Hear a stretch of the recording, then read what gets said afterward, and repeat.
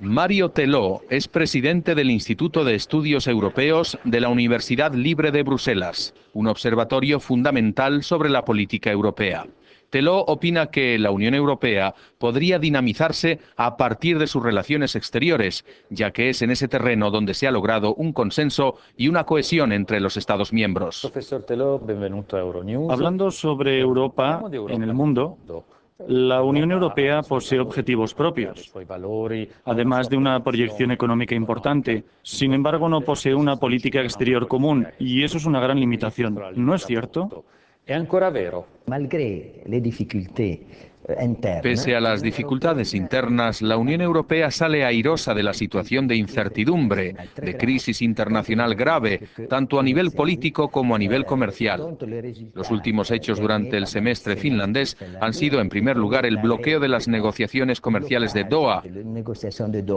También, en segundo lugar, el fracaso de la política estadounidense en Oriente Medio. Eso es muy importante. Pero al mismo tiempo, las dificultades crecientes en torno a Rusia y una parte de los vecinos de Europa, Rusia y Turquía. Desde ese punto de vista nos encontramos en una nueva fase en la cual los conflictos internos de la Unión, sus dificultades, la desunión, se superan más fácilmente a nivel de la iniciativa global externa que a nivel de los contactos con los vecinos. Es más fácil surmonter au niveau de l'initiative globale qu'au niveau des contacts avec les voisins. Haría falta, por lo tanto, ese famoso documento, si es que acaso se le puede seguir llamando Constitución, para que se pueda poner orden. Creo que habrá un nuevo tratado y que la presidencia alemana va a lanzar un procedimiento para desembocar en un nuevo tratado en el Consejo Europeo previsto para junio de 2007. Por otro lado, tal vez pueda tomarse acta del hecho de la ausencia de liderazgo europeo en esa ocasión.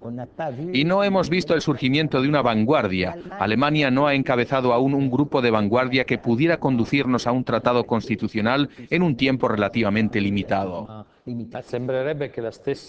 Pero parecería que incluso Alemania, que pronto presidirá la Unión a partir de enero, estaría lista para aceptar finalmente un tratado, digamos, menos pesado.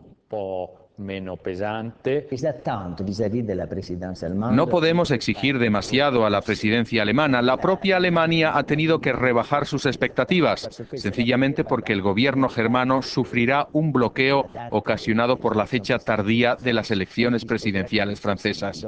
Apenas tendrá una semana efectiva. No creo que pueda elaborar en ese tiempo más de un procedimiento. La etapa esencial será durante la presidencia portuguesa, que podría preparar el borrador de un nuevo tratado en el que se salve lo esencial de la primera y segunda parte del Tratado Constitucional. Ya no estarán presentes los líderes políticos que vieron nacer la Constitución. ¿Piensa usted que esa circunstancia será benéfica para el tratado o más bien estima que puede resultar perjudicial? Europa no posee líderes supranacionales de la misma envergadura que en el pasado. Hasta la época de Mitterrand, de Kohl, incluso de González, había verdaderos estadistas europeos. Hoy tal vez los jefes de gobierno ya no tienen tiempo. ¿Por qué? Porque los imperativos de la globalización producen una fragilización de las democracias nacionales. La mayoría son frágiles, divididas, y los líderes políticos están acaparados por la política interior, por las prioridades de la política interior. Esa situación hace que no tengamos líderes europeos de envergadura. Una suerte de rechazo por parte de los pueblos europeos hacia la ampliación habría creado una crisis de la Unión Europea y, por lo tanto, el fin de su aspecto más formal, o sea, la Constitución. ¿Está usted de acuerdo con este punto de vista? ¿Es que la ampliación es realmente un problema? Este debate presenta dos puntos de vista extremos. Por un lado, los que dicen que el problema no existe, que hay que avanzar hacia la ampliación, que toda ampliación es positiva.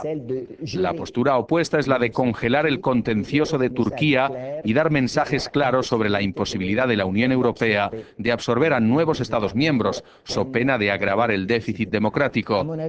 A mí me parece que convendría trabajar sobre una posición intermedia. Efectivamente, es absurdo ignorar que los plebiscitos francés y holandés han sido provocados por el hecho de que los ciudadanos nunca fueron convocados a expresar realmente su opinión sobre una ampliación comunitaria que se quiere realizar a una velocidad extraordinaria. Así que, en efecto, hay que digerir de alguna manera la ampliación. El primer ministro finlandés ha hablado más bien de una fase de consolidación. Nuevas ampliaciones podrían tener lugar dentro de 10 años, o sea, dentro de una fase en la que la Unión Europea pueda, con las instituciones actuales, o incluso también con un ministro de Asuntos Exteriores propio, llevar a cabo esa vocación internacional. Lo realista es reforzar la región europea, o sea, los Estados miembros y el espacio alrededor de la Unión Europea.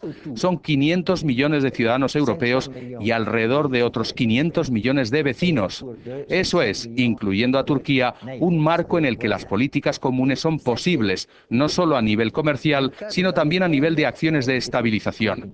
Pienso que esa es la verdadera dimensión para situarse en el marco de un mundo globalizado, que si no está estructurado, puede provocar crisis en la democracia interna de los propios Estados miembros de la Unión Europea.